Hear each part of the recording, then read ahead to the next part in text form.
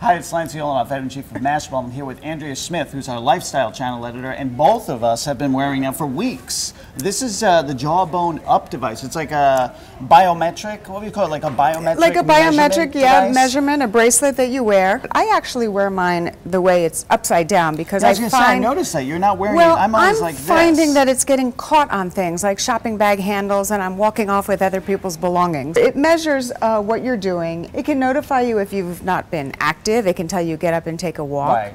It can tell you how long you've been sleeping, what type of sleep you've got, and just basically tell you how you're living your life. Right, and there isn't a lot of technology in here. There's an accelerometer, which is probably the biggest piece of technology. There's a really big battery. There's a little motor to make that vibration, and there's a lot of software inside really to allow the accelerometer to read the things that we're talking about, to read the difference, for example, between walking and sleeping, which is, to me, one of the biggest innovations.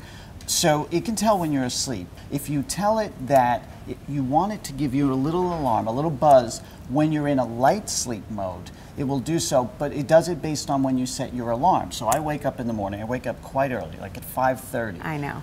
But it will wake me up actually 20 minutes before that because it knows I'm usually lying in bed half awake anyway. Why do they do that? Because they say you're in your lightest sleep Right. mode then anyway. And here's my thing with that. I haven't tried it yet because I always think I want that extra 20 minutes of sleep. I'm not depriving myself of that. But I think that in reality, if you do set that and it wakes you up when you are in your lightest stage of sleep, you wake up feeling better, more refreshed, more energized. Well, look at me. Theoretically. I'm feeling fantastic. I know, it is pretty cool though that it can tell the difference. Although the thing I learned from this device, because I plug it in once a day and then it uploads all the data, is that most of my sleep is light sleep apparently. I don't know what that actually means though. And that's my biggest issue. I plug my information in, I can see how many steps I've taken, how many calories I've burned, what kind of sleep I'm getting, but then I want to know, what do I do with it? What does this mean? I'm actually half and half, light sleep, deep sleep.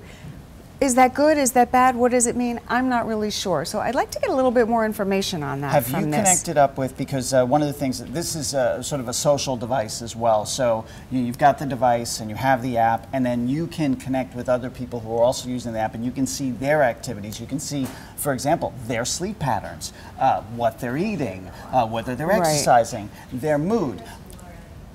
I think that's kind of interesting, but I don't know what it, don't know what it really does for us. But what the app doesn't let you do is share this information socially, the way some of the other fitness bands and fitness devices do. So like Nike Fuel would be an example. Exactly. Fitbit would be another example. That's the class Run of Keeper, product. every morning I know how many miles people here have run because I see their tweets about it. You can't do that with this. How does this compare on price with the others? So this is $129.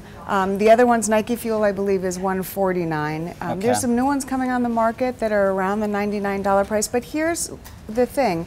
This one for $129 does not sync wirelessly. You have to, as you mentioned, physically take this off. So my takeaway is, the right people, I think this is a good device. I wish it would be a little bit less expensive. Your takeaway? It's a good device if you're not needing that information immediately and you don't care that you can't sync it. It's a good device. Also wish it were a little less expensive, a little bit less clunky, but I like it. So just one more thing to consider for your holiday gift buying plans. I'm Lance Yolonoff, editor-in-chief of Mashable, here with... And I'm Andrea Smith.